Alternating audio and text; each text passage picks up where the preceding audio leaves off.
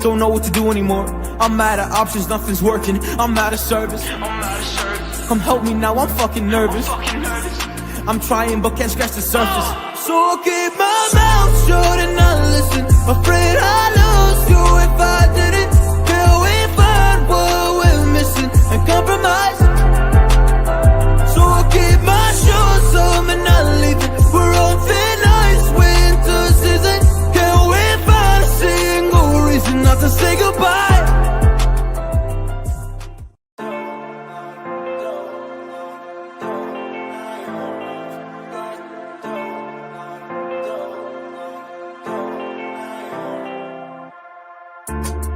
I don't wanna say anything, cause if I do I might say the wrong words. Oh no. So I'll keep my mouth shut and not listen. Afraid I'd lose you if I didn't. Till we find what we're missing and compromise. So I'll keep my shoes on and not leaving. We're on thin ice, winter season. Can we find a single reason not to say goodbye?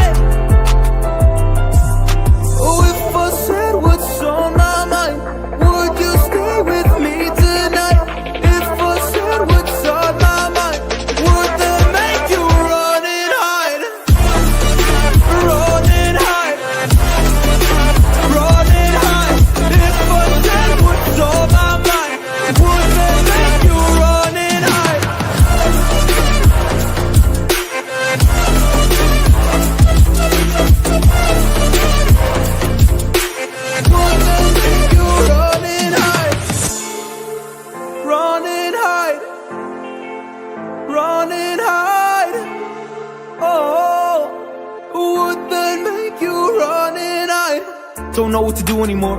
I'm out of options, nothing's working. I'm out of service. Come help me now, I'm fucking nervous. I'm trying but can't scratch the surface. So I'll keep my mouth shut and not listen. Afraid I'd lose you if I didn't. Till we find what we're missing and compromise. So I'll keep my shoes on and not leaving. We're on thin ice, winter season. Can we find a single reason not to say goodbye?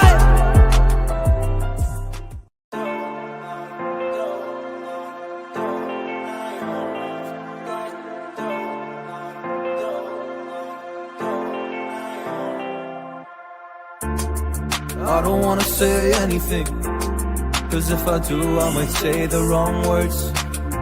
Oh no. So I'll keep my mouth shut and not listen. Afraid I'd lose you if I didn't. Till we find what we're missing and compromise. So I'll keep my shoes on and not leaving. We're on thin ice, winter season. Can we find a single reason not to say goodbye? Oh, if I said what's on my mind, would you stay with me tonight? If I said what's on my mind, would that make you run and hide? Run and hide. Run and hide. If I said what's on my mind, would that make you run and hide?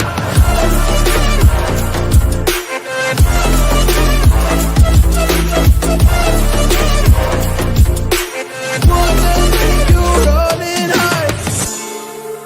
Run and hide. Run and hide. Oh, would that make you run and hide? Don't know what to do anymore. I'm out of options, nothing's working. I'm out of service. Come help me now, I'm fucking nervous.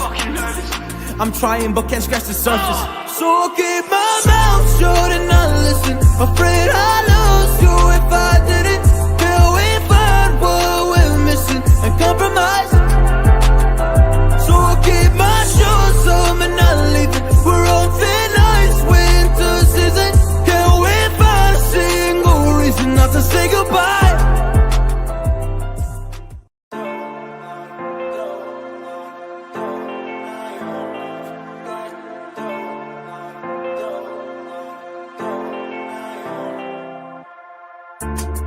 I don't wanna say anything, cause if I do I might say the wrong words. oh no. So I'll keep my mouth shut and not listen. Afraid I lose you if I didn't. Till we find what we're missing and compromise. So I'll keep my shoes on and not leaving. We're on thin ice, winter season. Can we find a single reason not to say goodbye? Oh, if I said what's on my mind, would you stay with me tonight? If I said what's on my mind, would that make you run and hide? Run and hide. Run and hide. If I said what's on my mind, would that make you run and hide?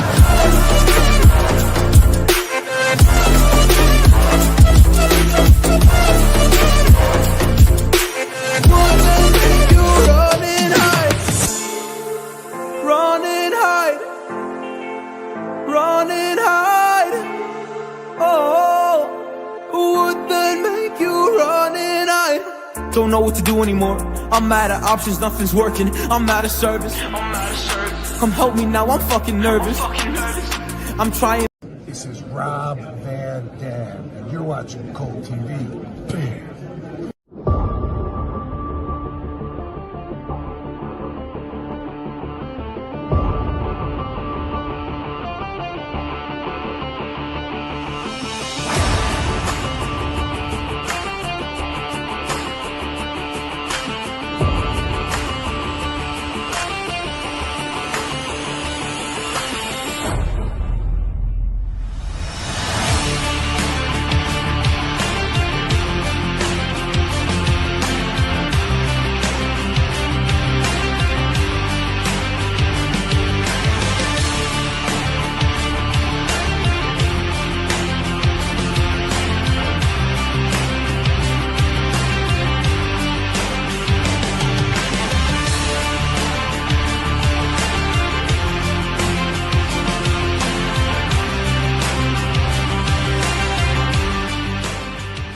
Oh, howdy, y'all.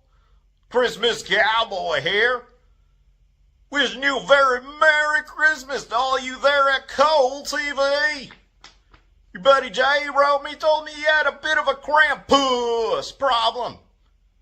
Well, Christmas Cowboy, believe it or not, has had to deal with some of them dastardly Krampuses out on the Christmas trail here. So I figured I'd share with you one of my ways to help scurry off one of them dastardly Krampuses. And here it goes with a little bit of a Christmas carol. I hope you're ready. Here we go. On the 12th day of Christmas, Cold TV brought to me Pat the Wise Man, Chrissy, Tina, Light Skin Guy Jean, good old Bree, our buddy Wheels, Michael Duplessis, Sienna, Brian's House of Random, Husky Roads,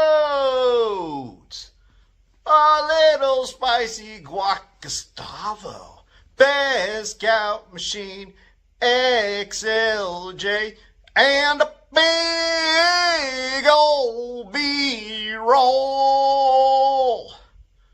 Just remember that next time a dastardly Krampus rolls up on you guys, 'cause that's how you chase them away with a Christmas carol just like that. And have a very Merry Christmas and a Happy New Year, y'all.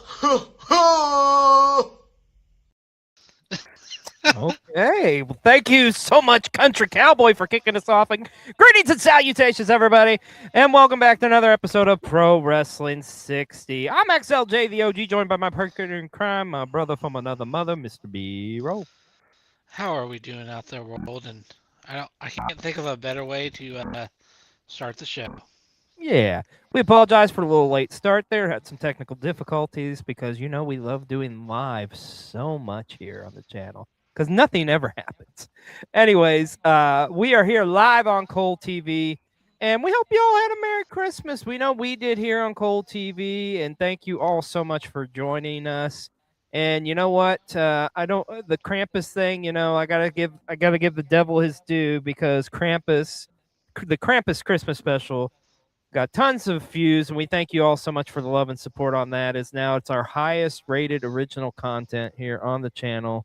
Something about Krampus, I guess. Like I mean, he's a weird guy, but if you haven't done so, go check out a replay of the Krampus Christmas special.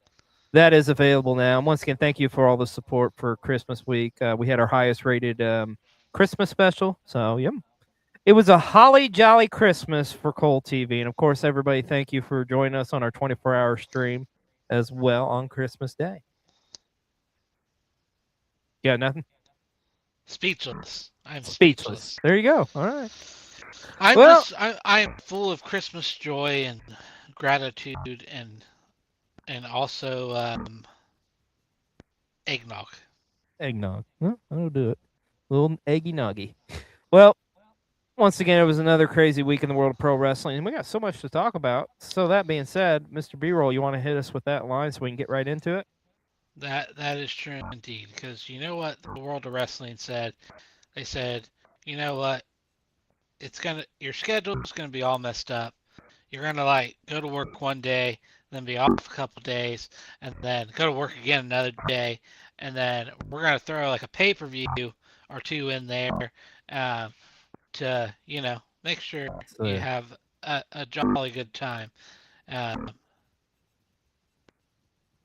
very sleep deprived, I feel like, between wrestling and wrapping Christmas gifts.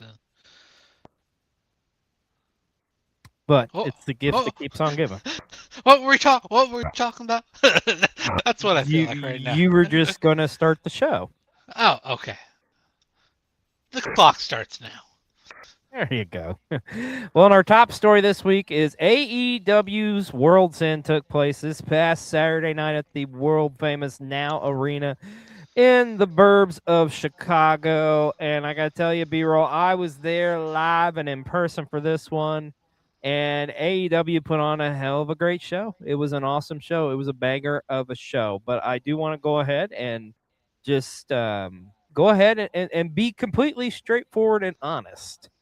I don't know what the fuck happened to you, Chicago, because this was not a typical Chicago crowd. Like, I will be honest, that was my biggest disappointment of the show. But AEW, like I said, they killed it. They knocked it out of the park. It was a phenomenal show. But that crowd kind of sucked. I'm not gonna lie. Like the row, and once again, I'm just getting this out of the way because I did have a great time. It was an awesome show, as you'll see. But for whatever reason, in section 117, the majority of you were a bunch of assholes. Yeah. So thanks for that, by the way. But yeah, other than that, it was a fucking awesome show.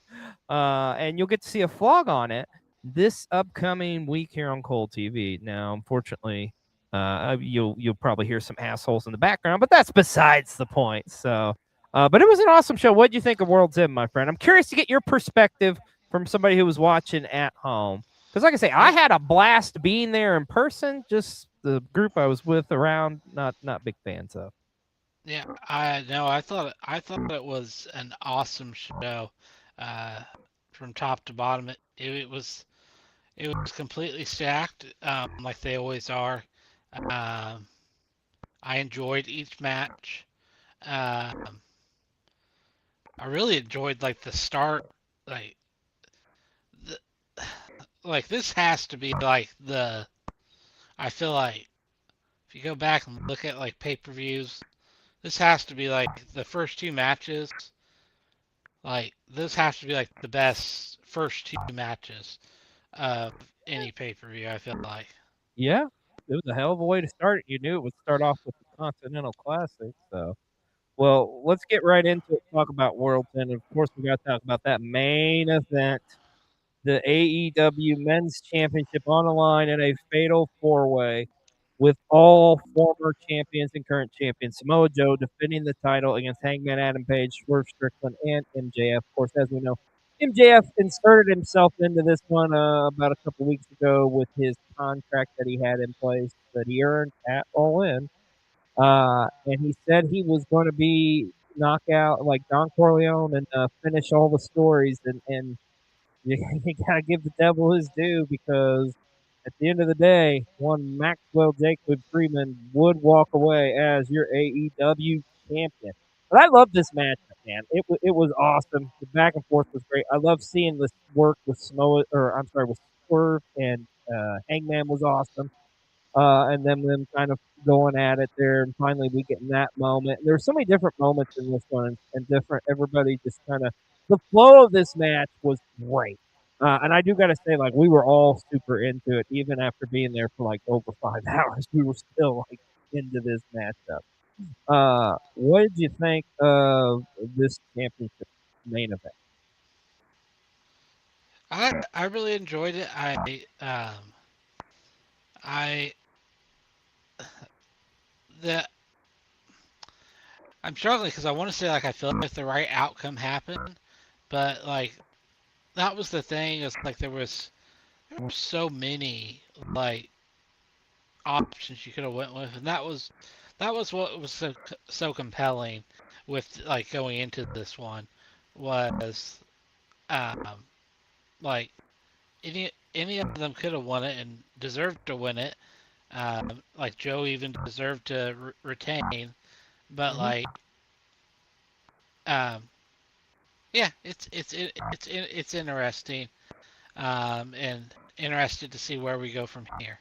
I gotta admit, like the one thing they pulled off in this matchup really well, I thought, is like every single competitor towards the end, you thought it was the end of the match, and it was gonna be like when the Ops came out and Joe had the choke. Okay, it's Joe's retaining.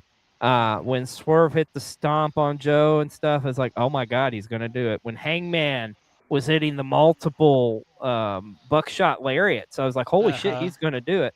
And then of course MJF comes in with the dick kick, the heat seeker, and pins Samoa Joe. How apropos. 3 years later now, at the first World's End where he lost the championship to Joe, and here we are at World's End 2025. He pins that man in the middle of the ring, and thus he is now a 2-time All Elite Wrestling Men's World Champion. Is one Maxwell Jacob Freeman. Of course, he's our Wrestler of the Week here on PW60 because whether you love the man or hate the man, he's better than you. And you know it. But congratulations to MJF. I'm really happy to see him get the belt again, and very curious to see how long this title run's going to be and where it goes exactly. I kind of have an idea what I think could happen, and you and I have talked about that, but that's for another show at another time. But MJF's got that gold again, baby, and we are in a world where MJF is I think he's now the youngest 2-time AEW champion of all time. So that's one of many statistics one Maxwell Jacob Freeman could hang his scarf on. So congratulations, Jim JF, as he is your AEW Men's World Champion. Now, you mentioned it, the opening matches, we kicked off with Continental Classic action.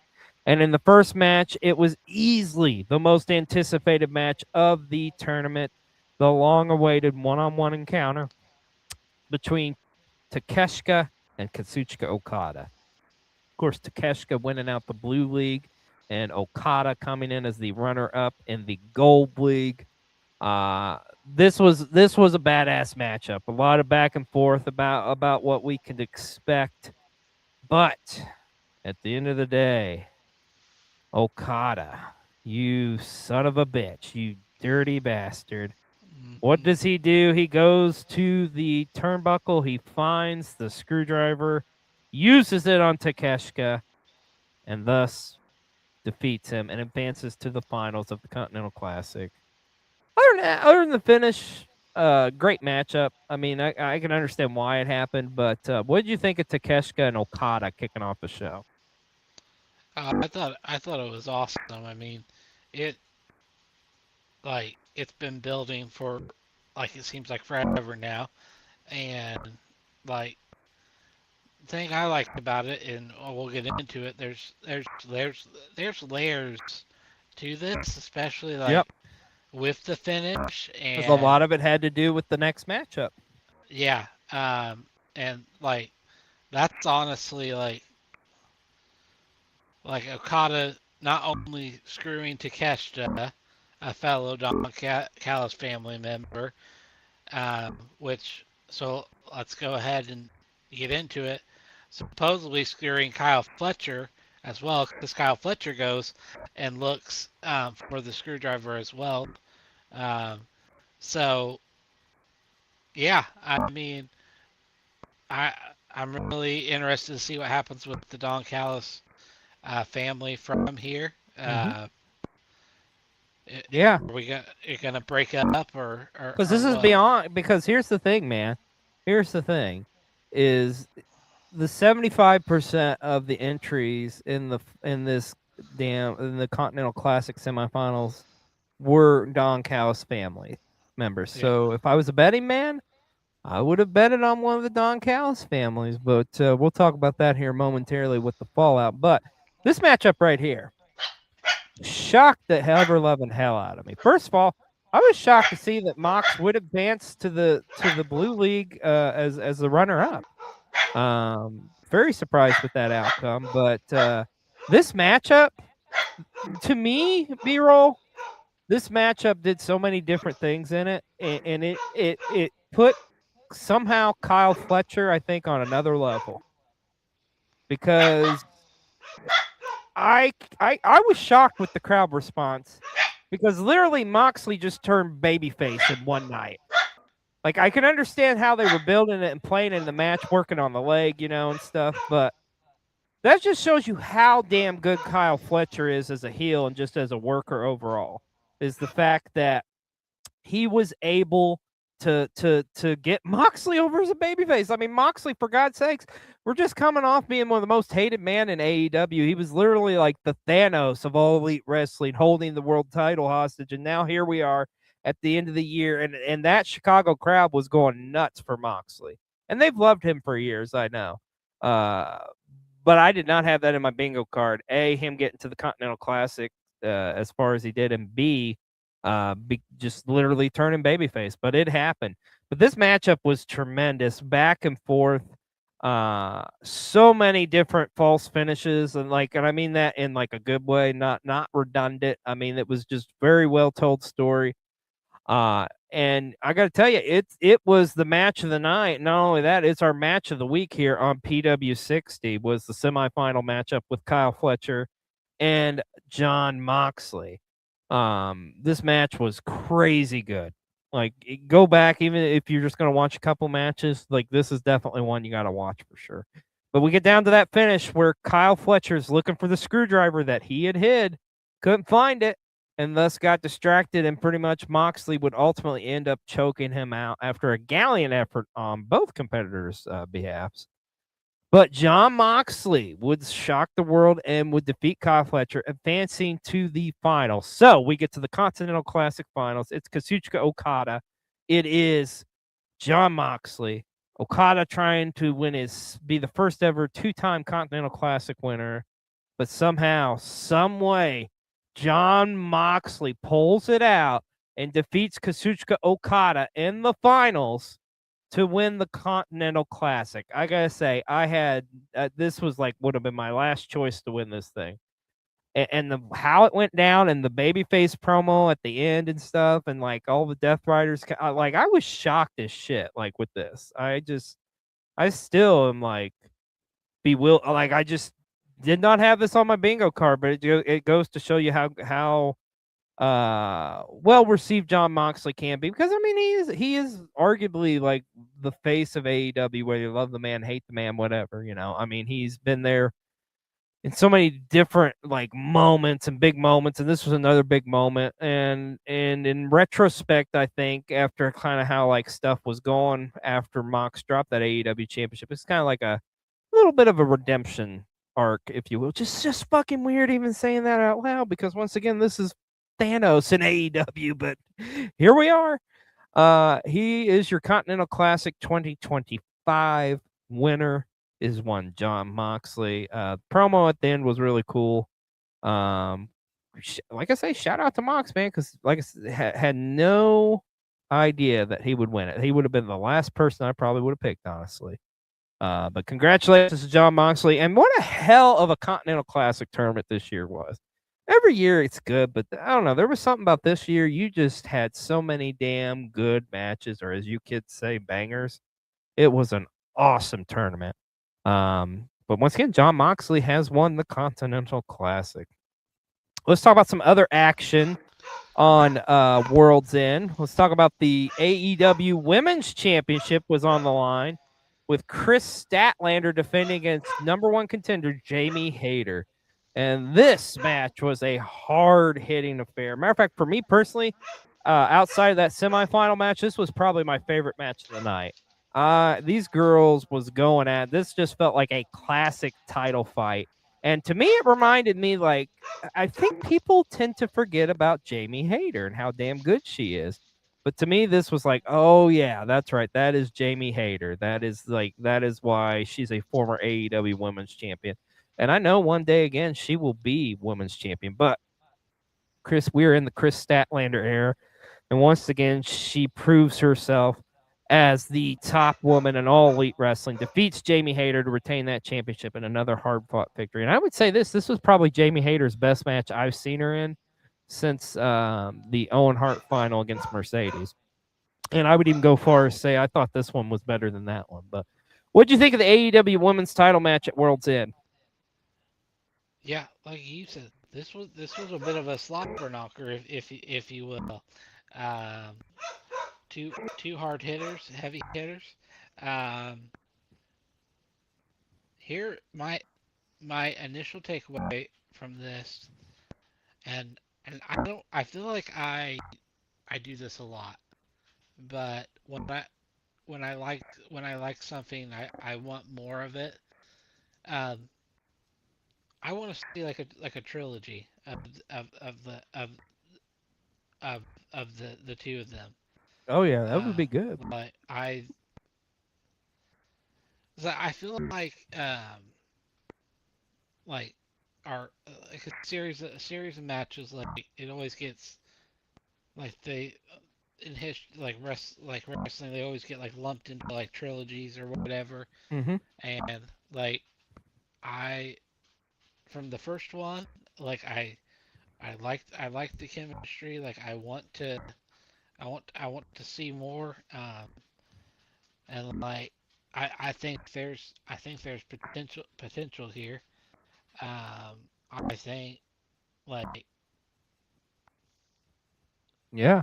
dare I say, like this could be for the women's division what Hangman and Swerve was for the men's division. Wow, I that's a feel like bold. that's bold, but I think it could be. It's got a lot of potential. It definitely does. They too. Statlander's had some great title defenses since winning that thing, but like this to me felt like the most natural. Like, oh, okay, this seems like these two should always be facing each other. So I agree with your assessment. I think it does have the potential. It could be like the great one of the great women's rivalries in all Elite Wrestling. So time will tell on that. But once again, Chris Statlander is the AEW Women's World Champion. It's gonna be interesting to see who would be in next for Statlander for that AEW Women's title. I'm looking at you, Tekla. Maybe I don't know. Well, speaking of the ladies, the AEW Women's Tag Team titles was also on the line at World's End, with the Babes of Wrath defending against Mercedes Moné and ROH Women's Champion Athena. This was a great tag match. I thought the Babes of Wrath, man, their chemistry is just so damn good. And Harley, she is just getting better and better. She amazes me every time we see her in the ring. Like it's just insane to think where she was a couple years ago and where she is now. It's truly well deserved and awesome to see. She is such a talented competitor. And my God, Willow Nightingale. what more can I say? I mean, she is just one of the top performers in all of All Elite Wrestling. And you have the superpower team of Mercedes and Athena. And kudos to both of those ladies as well, because they told a great story in this one, too. Just kind of with the accidental bump into each other's and stuff, and using each other. And Athena kind of getting aggressive there at the end, which was kind of interesting to see. Because usually it's Mercedes that's the real aggressive one. But nonetheless, the Babes of Wrath would retain their AEW Women's Tag Team Championship in a hard-fought matchup against Mercedes and Athena. What'd you think of this one, my friend? It's a good, solid tag match.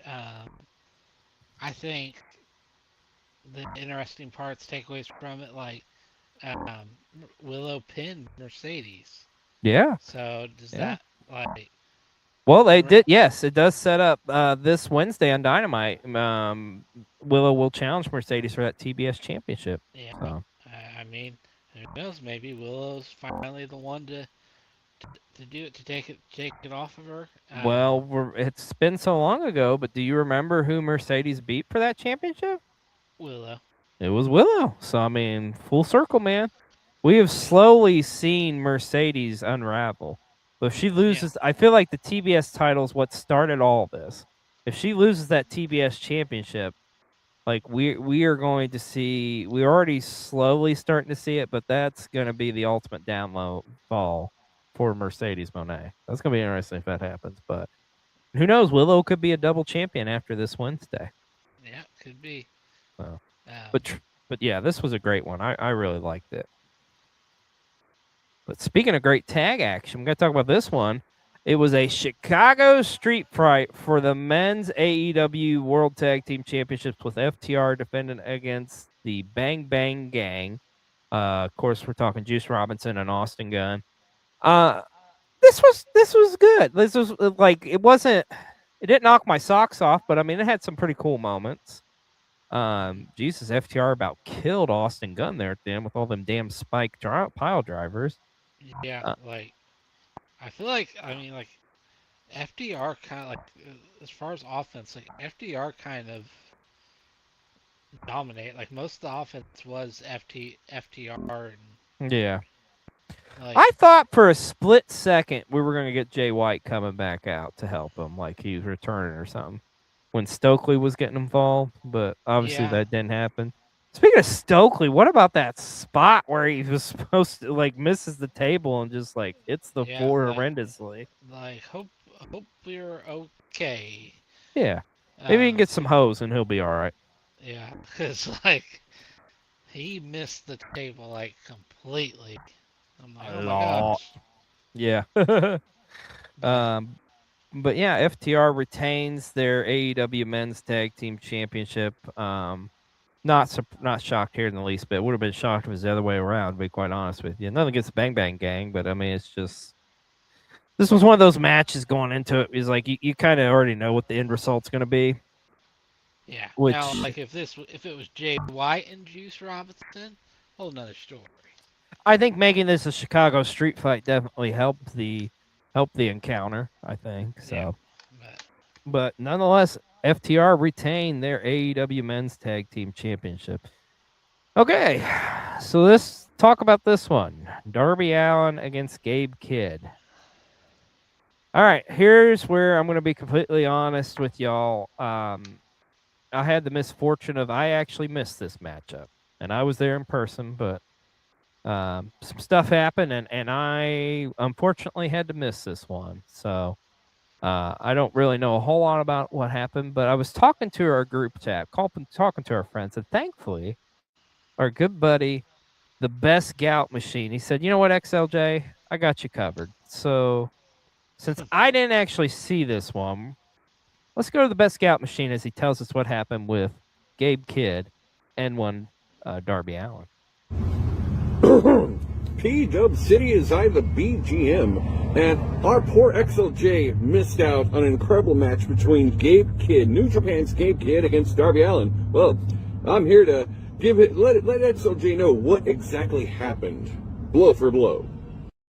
The match started off strong, They got a little violent at the beginning, but at some point around the 5-minute mark, they both began to tickle each other. A huge tickle fest began. It broke out. And just as we got silly with each other trying to get their fingers in between their toes, especially next to the pinky toe, where you get a little worried you might break your pinky toe. It doesn't happen, but you're worried it will. And of all things, they began to have a picnic in the middle of the match, and poor Darby spilled strawberry jam all over his head. It just ridiculous. After they were done with their picnic, they got up and decided they're going to start a juke joint together. They traveled to the American South, and they started a juke joint, and lots of people showed up, and music was played. It was beautiful, and then vampires showed up. Wait. Sorry, I'm confusing World's End with Sinners. Basically the same plot, It just is. Well, while you're here, I also have my own YouTube channel. You should follow Cold TV, but you should also follow Best Scout Machine on YouTube. I'm going to post regularly up there. I just posted my favorite matches of 2025, and I'm actually being fairly serious. Fairly. Why does it smell like fish? Is that really what happened? Yeah, I seen it. Okay. Well, I do know Darby Allin picked up the win. Sounds like I'm kind of bummed I missed that now. So, well, thank you so much, Best Gal. And as Best Gal said, you should go over to his YouTube channel and check out his very first episode of Wrestle Spanks. New show he will be doing over there on his YouTube channel, and it's pretty awesome. He talks about his favorite matches of 2025, so go check that out. So I love how he said, "I'm actually being serious, fairly serious." or is he? I gotta tell you, this match right here was the biggest surprise of the night for me, and wow, this was really fucking fun and great, and I'm so glad it was added. Because this was one of the highlights, really. The Mixed Nuts match, as it was being dubbed, Mixed Nuts Mayhem, as we had Tony Storm teaming up with the conglomerations Orange Cassidy, Mark Briscoe, and Roderick Strong, even though he says he's not in the conglomeration, but he is, going up against the Death Riders, of course, with Marina Shafir, Claudio Castanelli, the birthday boy, wrestling on his birthday here, along with Wheeler Yuta and Daniel Garcia. This is just a fun match. It's a silly match, but it's a fun match. I mean, there's a lot of physicality in it as well, but just the stuff, God, Orange Cassidy's so damn good, and then you add Tony Storm in there, and those two, this was like a dream come true with these two competitors, working with each other. Here they are seen doing the tango and stuff, and just the tandem of maneuvers of there. I love this match. It was just a fun matchup, a welcome matchup on a card that was full of action. What do you think of the Mixed Nuts Mayhem, my friend? Like you said, I think it was surprising the night. And this moment right here where they're doing the tango, it's forever gonna live rent free in my head, and it's just it was just fun and clever, and I think much needed on a super loaded card. Absolutely, yeah.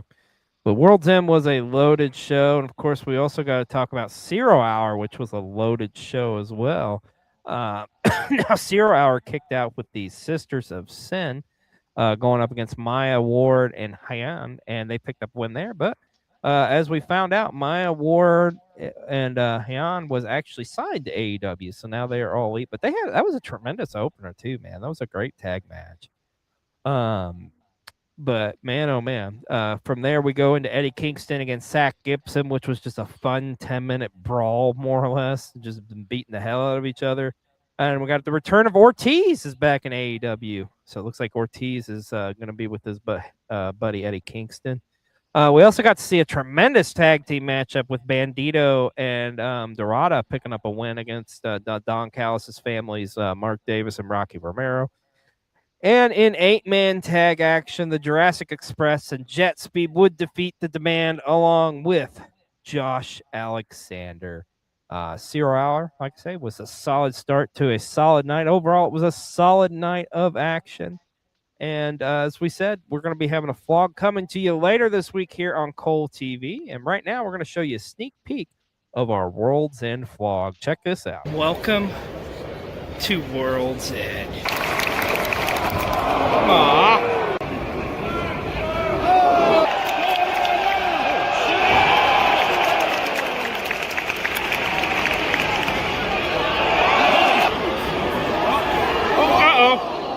Oh no!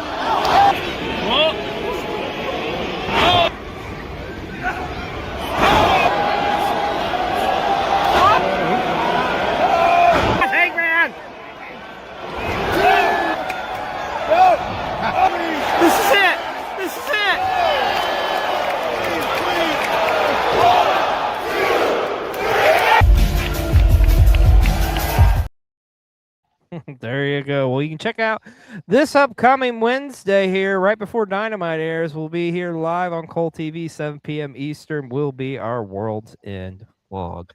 Well, speaking of All Elite Wrestling, we got to talk about some other stuff that we missed these past couple weeks. And of course, this past week, Bandito would wrestle Ricochet in the finals of the Dynamite Diamond Ring Classic. And Bandito is your new Dynamite Diamond Ring holder. The first man to do that outside of Maxwell Jacob Friedman. Of course, interestingly enough, Bandito, in winning this, also has earned him a shot at the AEW Championship, which, of course, is now held by one MJF. So a battle of Dynamite Diamond Ring winners, a battle of champions will be coming up here on, I believe it's the Maximum Carnage episode of Dynamite, which will be in a couple weeks. So that's going to be an explosive matchup. But congratulations to Bandito. My God, B-Roll, what a year Bandito's had. A lot of people have him in contention as for Wrestler of the Year. I'm one of them, too. I mean, it's hard to go against him.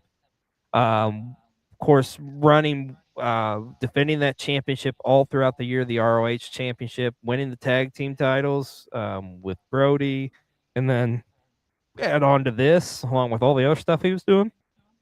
It's hard to argue against Bandito, you know what I mean? That is true. That is true indeed. Bandito has had one heck of a year. Still think we missed an opportunity. You're still going on about the damn tacos. With the tag team champs, the Brodito, Burrito. But, yeah. Never going to let that go. But no. If they can have a partnership of White Castle, they can have one with Taco Bell. Fair enough. Well, also, we got to talk about this. This happened on Collision's Holiday Bash there a couple weeks ago at the UK. Alex Windsor would upset one Mercedes Moné and win back the Rev Pro Women's Championship. Of course, she's the longest reigning Rev Pro Women's Champion. So congratulations to Alex Windsor winning that gold back, and Mercedes one less belt. How many does Mercedes have left now? I think she's still in double digits, as far as I know. Oh, definitely. Because let's see, she lost that one, but see, that was technically a unified title. So were they counting those as two or just one? That's a good point. That's a good point. Like, so she may be down in the single digits. I don't know. I'll tell you this. If she loses Wednesday, she's definitely going to be down in the single digits as championship gold. I don't know. I think she still may have like 12. Well, she was up to 14. That's true. But once again, congratulations have to go to Alex Winza, who is your new Rev Pro Women's Champion. Well, I tell you, we just come off an amazing World's End, but it's always, this time of year is always so special, excuse me, in the world of pro wrestling. And that is because January in Tokyo has got some of the most amazing shows, and we're going to talk about them. And of course, it all starts with Wrestle Kingdom 20 in Tokyo Dome. Wrestle Kingdom 20 is right around the corner, taking place January the 4th, coming up this weekend. Maybe B-roll the biggest Wrestle Kingdom of all time, because we know what is about to happen. It is the great. It is the ace himself, Hiroshi Tanahashi, officially wrestling his last in-ring matchup. And what better way to go out than in the Tokyo Dome in the main event of Wrestle Kingdom against his greatest nemesis, one Kazuchika Okada. Holy shit, this match is going to be amazing. Because, I mean, this is the rivalry. To me, this is the rivalry. The first one I ever really saw when I was getting into New Japan, or back into New Japan so many years ago. And this will be their 4th time ever meeting at the Tokyo Dome and at a Wrestle Kingdom. So, man, this is going to be something special. But this card is loaded, dude. On top of that, we got this incredible winner-take-all match for the IWGP World Heavyweight and Global Championship with Takeshita defending against Yota Tsuji. Which, man, oh man, I'm telling you, Takeshita, the pressure's on because Yota Tsuji is well-rested. Takeshita just coming off the Continental Classic. It's going to be interesting to see what happens in that one, my friend. Also at the Tokyo Dome, you will be seeing Aaron Wolf make his in-ring debut to challenge Evil for the Never Open Weight Championship. Of course, Aaron Wolf is actually a Olympian. I believe, I'm trying to remember what he was. Judo? I think he's a judo champion. So it'll be interesting to see how he makes that transition into the ring. Also, we have got this one I'm really excited for, B-roll. Winner takes all for the IWGP Women's Championship and Strong Women's Championship. It's Suri defending the IWGP Women's Championship against Saya Kamatani, who is your current New Japan Strong Women's Champion, as well as your Stardom World Champion. So that's going to be, I think that match has got a lot of potential to steal the show. Also, we got a great 4-way match to determine the new #1 contender for the IWGP Junior Heavyweight Championship. El Desperado going up against Koji Fujita, Taija Ishimori, and Sho. And we got a big 10-man tag match with the Bullet Club War Dogs going up against the United Empire. And we do know one of their partners is going to be one Andrade El Idolo. Andrade returning to the New Japan ring for the first time in over 5 years. So, matter of fact, last time he was in New Japan, he was La Sombra. So that shows you how long ago that was. So that's going to be interesting, especially to see who that 5th person is going to be on that team. We also got the annual Rambo, which this year will be for the Never Openweight 6-man Tag Team Championship, which is essentially going to be a gauntlet of different teams challenging for these 6-man tag titles. That match will be taking place too as well. And I was really surprised with this one, but I'm excited. El Phantasmo will be putting the New Japan World Television title on the line against Chris Brooks. And we've talked about Chris Brooks a lot here on PW60. Competes a lot in DDT. So that's going to be interesting to see how that matchup goes. But that's your entire card for Wrestle Kingdom 20 in the Tokyo Dome, which will be taking place this Sunday. Man, oh man, I cannot wait for Wrestle Kingdom. You know how excited I get for Wrestle Kingdom, B-roll. It's one of the most wonderful times of the year. It truly is. And also one of the the most times where you have to stay off your phone and avoid spoilers. Oh yeah. I can tell you, I'll be getting up early Sunday morning, staying off my phone, and watching Wrestle Kingdom in the Tokyo Dome. Cannot wait. So, I have my sushi and stuff. Oh, yeah. It's going to be a good time. Cannot wait. I'm serious. But it's going to be a huge weekend in Tokyo, of course, for all these massive shows. Like the best way I can put this to you folks is this is like the equivalent of like, let's say every big company pretty much here in North America decided to run their biggest show of the year on this pretty much the same time frame. That's what this is, because we also got to talk about Pro Wrestling Noah's big show coming up. This is going to be Noah's oh my god, I'm drawing a brain fart. The new year 2026 as they call it. So each year it's always called the new year. So this is going to be a fun one, dude. First off, we got to talk about a match I'm excited to see, and I think it's going to have a lot of fallout, is Kaito Kiyomiya teaming up with Jack Morris to go against the Good Brothers, who will be making their in-ring, I believe their Noah debut, that is. So that'll be interesting, considering, they kind of run roughshod throughout the years in New Japan, so it's going to be to see how they transition into Noah.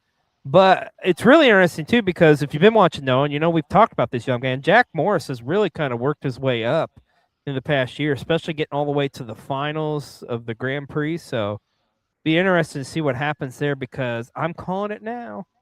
I got a feeling Jack Morris is going to turn, and you could see perhaps a new faction in Noah with him and the Good Brothers. I'm just saying. Another big one on this show is for the Junior Heavyweight Championship. Of course, champion Hiromu Takahashi, who's been running roughshod through Noah, he will go against number one contender Amakusa. That'll be a hell of a matchup. This one's very intriguing too for the GHC tag team titles, is Keno and Marufuji, the champions, will be defending against Bushi in a mystery partner. I wonder who that could be. I guess we'll just have to be tranquilo and wait and see. But if that does happen, that's crazy huge for Noah. But the main event too, we got to talk about for the GHC Heavyweight Championship. You've got Yoshika Inamura, who won that title a couple months ago. He's had a tremendous run so far. A classic strong style wrestler.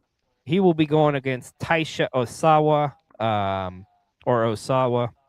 That's going to be a battle of attrition of just big meaty men beating the holy hell out of each other.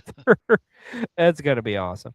Also, the GHC national title is going to be on the line too, as Dragon Bane will be defended against Alpha Wolf. So it should be a great kind of like a combination of strong style and luchador styles in that one. And we've also, this is pretty cool too, man. I think the Progress Atlas Championship is going to be defended on this show as well, with the very impressive Will Cruz, who we've talked about here in the past couple months, defending that championship against one Saxon Huxley. That matchup is going to go hard, I think. Especially, I'm a huge fan of Will Cruz. If you've never seen him, you got to check him out, man. Like, he's a big man, but he moves like a cruiserweight, and he's just beats the holy hell out of you too. He's fun to watch. So, of course, we've got a couple other matches on the card as well. Some 8-man tag matches. It's gonna be a fun show. And of course, you can catch that on Wrestle Universe. But that show will be coming up on January the 1st. We're just a couple days away from it. B-roll. It's gonna be an awesome way to kick off what's sure to be a huge 2026 in the world of professional wrestling. Also, we got to talk about this one too. Stardom, their big show of the year is coming up. It is Stardom's New Year Dream 2026. There's going to be a lot of great matches on this one. Of course, Saya Kamatani will be in the main event, but we got to talk about her. What a year she has had, right? Because Saya Kamatani did something this past week or a couple weeks that's never been done before in the history of Tokyo Sports. So every year they give out their Tokyo Sports MVP award. And Saya Kamatani won it this year, and she is the first ever woman to win that award. That is freaking huge. But I'm telling you, if anybody, it makes perfect sense because it was a great year in like New Japan and Noah and every other Japanese promotion. But if you look from start to finish, Nobody's had a year like Saya Kamatani. Going from retiring to Tam Nakawal to winning the Stardom Championship to having a match of the year candidate, like several match of the years, but the match against Asumi was incredible, where she won the New Japan Strong Women's Championship. The incredible matchup about a month ago against Momo Watanabe, her fellow stablemate in Hate. And now here we are getting ready. She's going into the Tokyo Dome to challenge for the IWGP Championship, Women's Championship. She has potential to make history, and I think she's going to do it. Because I'm going to go ahead and say this. We're going to be doing our year-end awards here like in a couple months or a month or so. Saya Kamatami is my women's wrestler of the year, and like it's not even close. And it was some great competitors, but I mean, Jesus, like she has this aura around her that you can't touch. She is just like, I like if anybody signs her here in North America, she has got the potential to where if you're bringing her in, just go ahead and put the belt on her because she's that damn good. She's a main event talent, so. Congratulations go to her as she has won the Tokyo Sports MVP award. Also, we got to talk about another big show. This is coming up on January 3rd in the world of Joshi Wrestling. We have Marigold's First Dream 2026 will be taking place. And this one is going to be a good one as well, my friend, because in the main event, we've got the Marigold World Championship. Your champion, Miku Iona, who's had a hell of a year, will be going against Mai Sakura, who's had another great year as well. So this is like they've both kind of had these unique paths in Marigold, and now they're going to finally collide on what's probably the biggest show of the year for Marigold. So that is going to be badass. Cannot wait to see that. Also, this one was set up in Noah. This is going to be a huge one. The GHC Women's Championship is going to be up for grabs on this show as well, with your champion Takumi Iroha defending against the veteran one Maya Iwatani. That match could easily steal the show, but I really am happy. I'm excited about this one too. The Marigold United National titles up for grabs with the champion Victoria Yusuke, who I think has been one of the better Joshi wrestlers of this past year, going against Shoku Koshino. That matchup will be for the Marigold United National Championship. Speaking of championships, we got to talk about the tag titles or the Marigold Twin Star Championship with Darkness Revolution. The team of Misa Matsuya and Chiako will defend against fellow stablemates Darkness Revolution. It will be Nagisa Nosaka. I got so excited there I couldn't speak, against Enri Sito. So you've got stablemates against stablemates for the tag titles. That's going to be interesting to see. And some other tremendous matchups on this show as well. Of course, you can catch us over on the Wrestle World app too. That's coming up January 3rd. And speaking of the world of Joshi, we got to talk about Tokyo Joshi Pro. They had a big event last weekend. It was the TJPW's Year-End Party 2025. And in the main event, it was the Princess Rumble with Musuki winning the Princess Rumble. Also, we got to see the DDT Iron Man heavyweight or heavy metal tag titles were up for grabs. And we got to see Rika Tatsumi and Togo defeat Kakuri Saguchi and Mihiro Kiryu for the DDT Iron Man heavyweight tag titles. You can catch a replay of this show over on the Wrestle Universe app. But man, oh man, B-roll, so much going on in the world of Joshi wrestling. So, well, it's that time of the show. Let's go to our good friend Spicy Guac for a spicy take.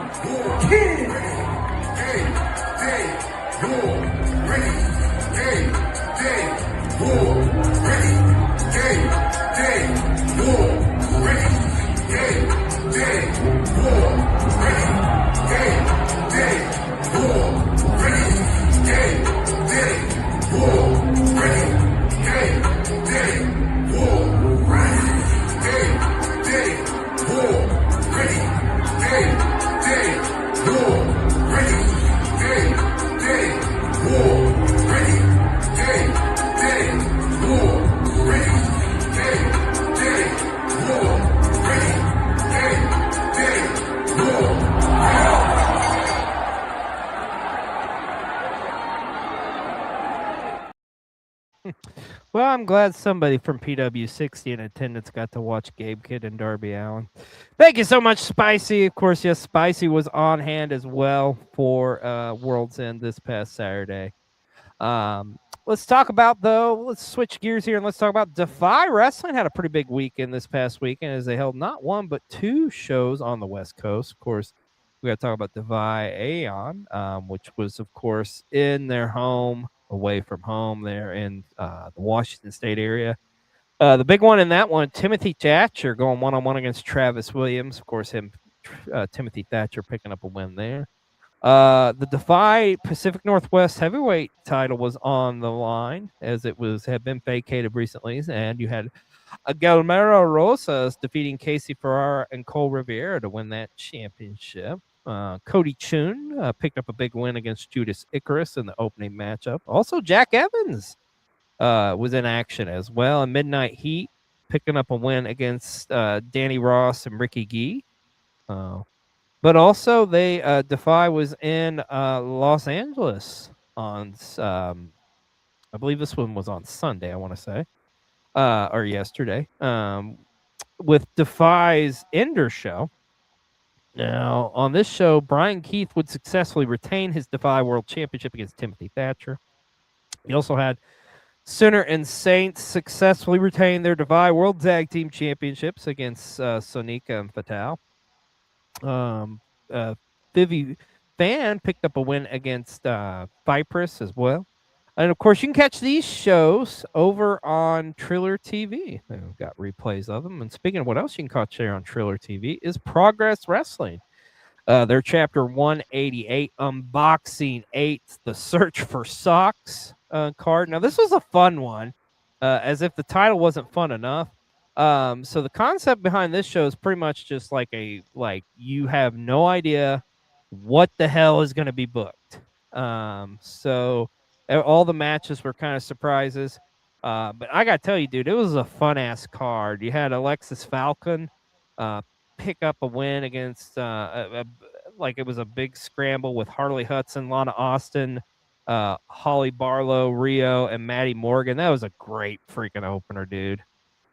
You also had a surprise appearance from Driller Maloney. Been a while since he's been in Progress. Picked up a big win against Spike Chevette.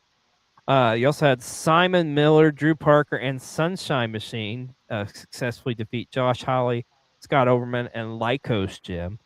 But you had two big championship matches on the line here. Of course, for the men's championship, it was Man Like DeReese defending against Robbie X, returning back to Progress Wrestling. Of course, Robbie X, member of the War Dogs, so it's good to see him back in a Progress ring. Man Like DeReese would successfully retain his Progress Men's Championship, but it's been teased for a long time. We are on the road. It's going to happen here very soon, where Man Like DeReese and Cara Noir will be going one-on-one for that Progress Men's Championship. But the main event, what a freaking matchup this was for the Progress Women's World Championship. Rain Leverkusen against Kanji, who I thought for sure was going to be the one that beat Rio for that Women's Championship, but ended up not doing it. And that is one of my match of the year contenders easily. But this was a damn good matchup. And Rain Leverkusen would pick up the win, or successfully retain her Women's Championship. Awesome show. Go check it out over on Triller TV. You can get the replay of it over there. Also, we want to give a shout out and congratulations to one Bear Bronson, who a couple weeks ago won the Nick Gage 10 Deathmatch Tournament. He's had a big couple weeks here, man. He won like that major indie title. He also is the new #1 contender for the TNA Men's Championship. We'll be going up against Frankie Kazarian here in the near future. But congratulations to Bear Bronson, man. He's kind of the guy, I think, when it comes to deathmatch wrestling right now. He's that new kid on the block, even though he's been doing it for a while. But it's like you've got like your Matt Tremonts and all these other guys who've been doing it for so long. But I think it's Bear Bronson's time.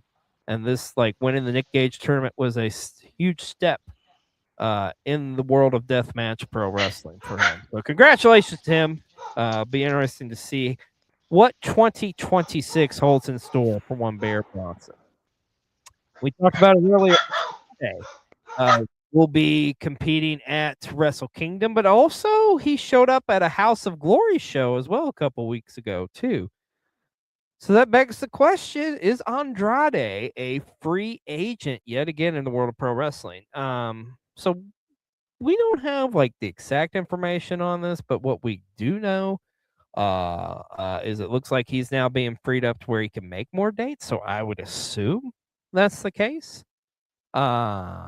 I don't know. Your guess is as good as mine when it comes on this one, folks. But nonetheless, it's great to see Andrade back in in the ring. It looks like he'll be challenging Charles Mason for that House of Glory Men's Championship here in the very near future. And we do know we'll see him at Wrestle Kingdom in the Tokyo Dome coming up this weekend. Well, everybody's favorite wrestler, including ours, Papa Mick Foley. This man is a beacon of light. This man is a national treasure. So recently, Mick Foley kind of setting the wrestling world on fire, so to speak. So because he actively said he was not going to re-sign with WWE, simply for the fact because of their affiliation with the Trump administration. Mr. Foley, it just amazes me how you somehow become just there's never going to be another Mick Foley. This man is beyond a national treasure. You see this man, if he allowed it, you should give him a big old kiss on the cheek, a hug, because Mick Foley, you know, it's like people said back in the day, Mick Foley is God, Mick Foley is good, he is all that. Like, just, I can't say enough good things. Like, it just such reassurance knowing, like, with Mick, and I know this had to be a hard decision, and he's been very professional about it. It hasn't really like shit on WWE or anything like that. Like some people probably would. He's been very professional and courteous, and it's just like it bothered him to the point where it's like I just don't want to be involved with WWE anymore. It's unfortunate set of circumstances, but kudos to Mick Foley, man. Like I can't say enough good things. We love Mick Foley, right, B-roll? That is true. I don't know if recently you've probably seen the videos of him like as Santa and everything too. Like Oh yeah, I've yeah. loved those recently. Like This man This um, man needs to be protected at all costs because they like just don't make him like Mick Foley anymore. exactly. And I'll say this, like despite what side you're on or anything with Mick Foley, like he is as real like as it gets. Like he is truly authentic, Yep. which I think is very rare. Um, so um, whether you agree or disagree, like I think you have to respect that. So Oh yeah. Absolutely, my friend. Yeah, we love Mick Foley, man. He's such a good dude. I mean, I can't like I say, I can't say enough good things about Mick. But it's like I say, man, it's very courageous what he did, but you gotta admire the guy. Like, just didn't feel right doing it, and well, here we are. Well, surprise, surprise, HeyEW, the popular show on AEW's YouTube channel, has come to an end. I don't know. This kind of come out of the blue. Like I was surprised when it started. I'm surprised it lasted as long as it did. I don't know why they ended it. I think it was very comedic how they showed that they ended it. It's like Tony Khan realized RJ City was putting on a show. I was like, wait a minute, what? But no, it was that show worked so well because of RJ City. Like our RJ City is such a great on air talent. I hope maybe I know he works a lot backstage, but I hope this frees him up, even just doing commentary or backstage interviewing or whatever. Because he's an hilarious guy. Absolutely love watching him. So unfortunately, AEW is no more. But you can always go back and look at all the replays on YouTube. I don't even know how many episodes they did, but I bet it was close to 100. I oh, mean, I it was a guarantee it. ridiculous amount. They were I putting them mean, out like every week. they have like literally everyone out. That's what I almost wondered is if like literally they just ran out of people to like have on as a guest. So Yeah, I don't know, but it was a fun show. It was a good run, and hopefully we can see some more of RJ City here in the very near future. But congratulations to you on this incredible show, and we'll look back on it fondly. And I'm sure there'll be a playlist on AEW's YouTube channel where you can watch all the shows, and it'll probably take you a couple days to do so. So, well, you mentioned it earlier.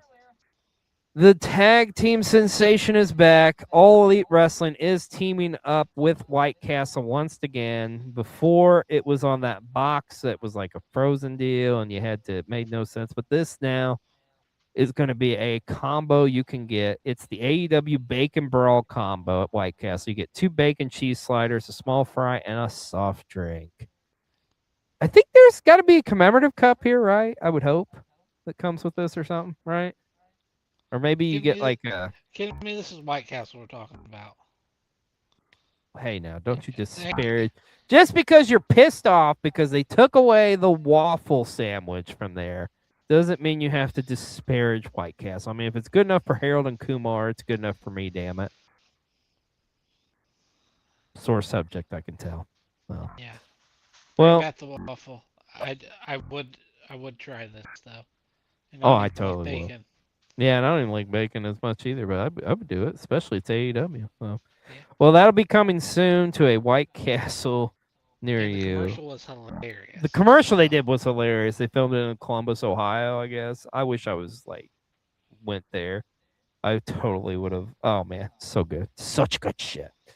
But I gotta say, White Castle pairing with AEW this year was definitely not on my bingo card. It was kind of completely random and out of the left field.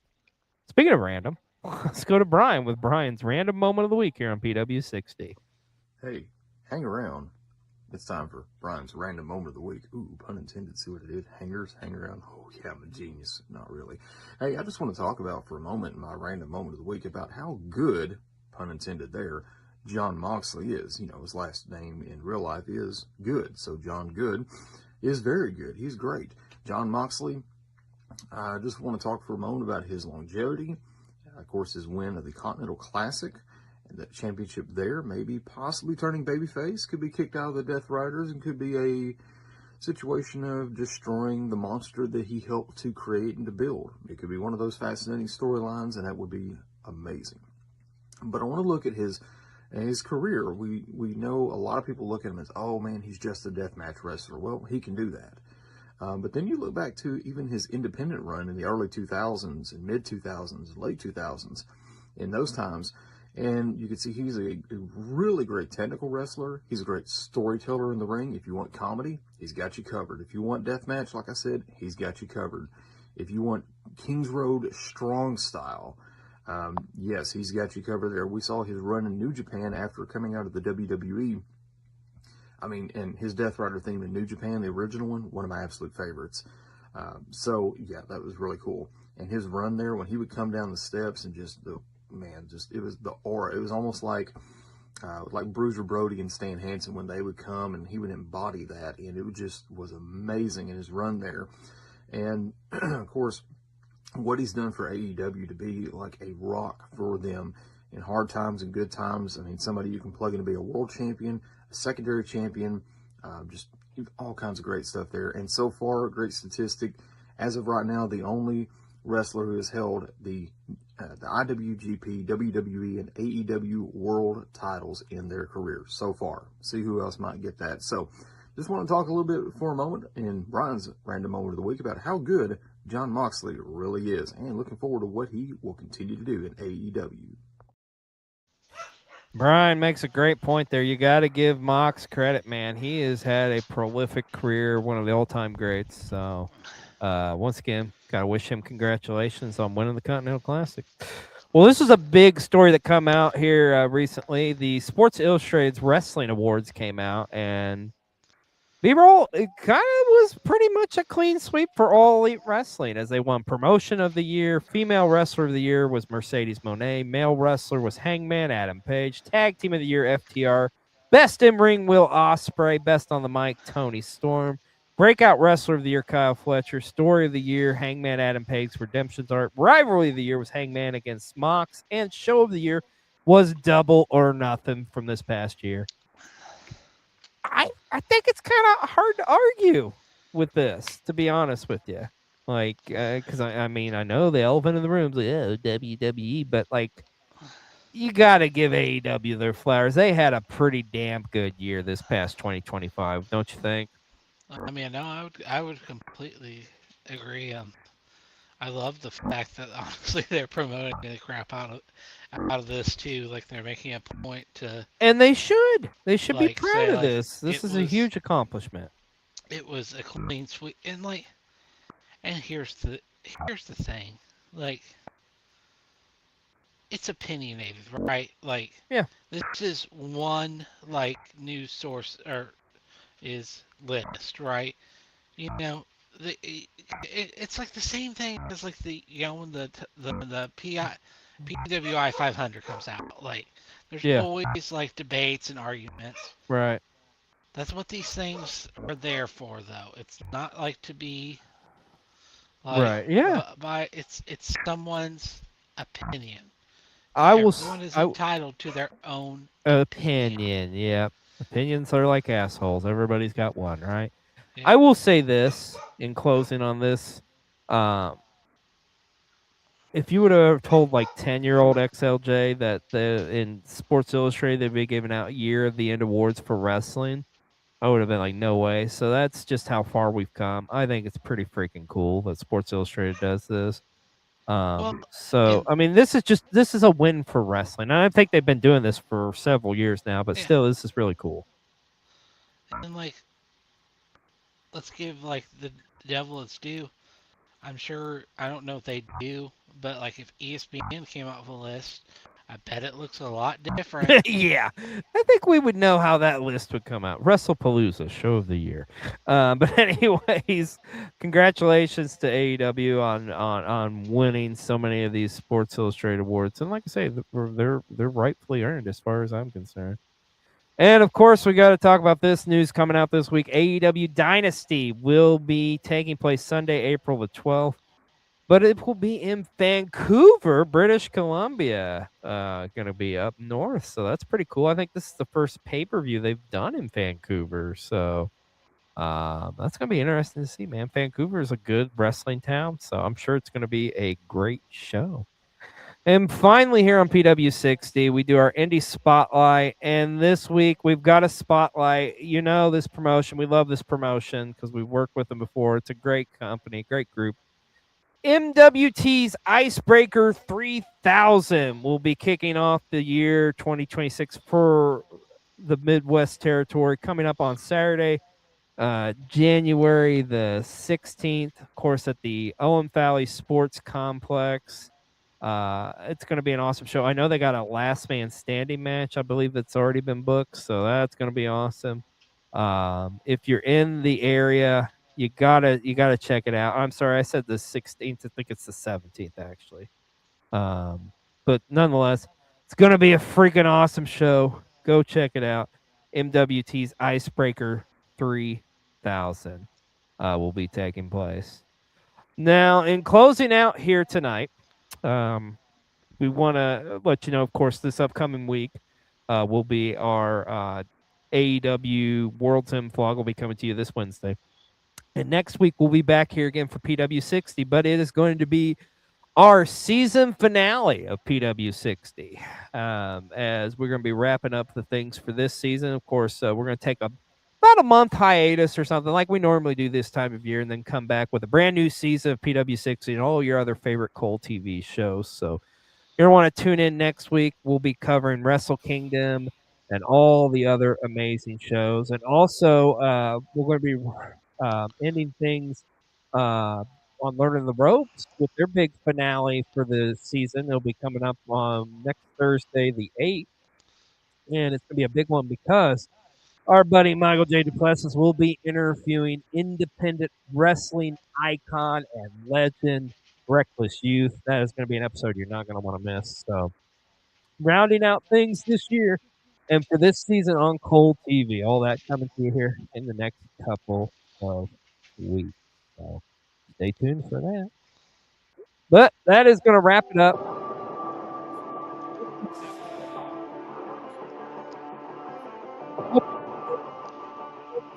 Once again, thank you for all the love and support you show Cole TV, especially during Christmas week. It was an awesome week. And if you haven't done so, like we say, go back and watch the replays of a Krampus Christmas special, our Christmas special, and so much more. And don't forget, check out this Wednesday, 7 p.m. Eastern, our World's End vlog was coming your way. Thank you so much for joining us. I'm Xlj the Og. This is Mr. B-Roll. We'll see you next week on the season finale of Pro Wrestling 60. Everybody take care. Bye.